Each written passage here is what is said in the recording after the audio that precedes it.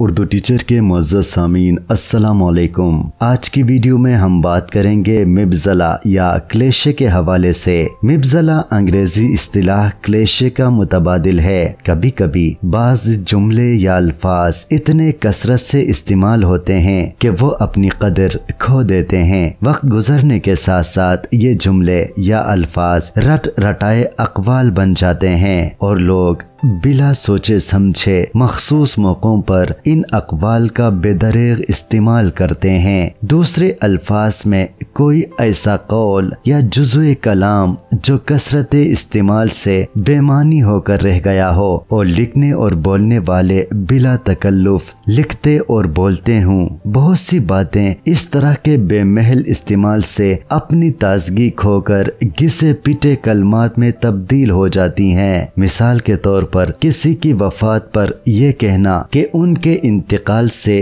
جو خلا پیدا ہو گیا وہ کبھی پر نہ ہو سکے گا، یا حکومت کا یہ دعویٰ کہ کسی کو امن آمد سے کھیلنے کی اجازت نہیں دی جائے گی۔ یہ جملے اس قدر بار بار اور بغیر سوچے سمجھے بولے جاتے ہیں کہ ان کا اثر بھی کم رہ چکا اور بے معنی سے ہو کر رہ گئے ہیں۔ اسی طرح ادب اور شاعری میں بھی بعض الفاظ و تراکیب مبذلہ کی مثال بن چکے ہیں۔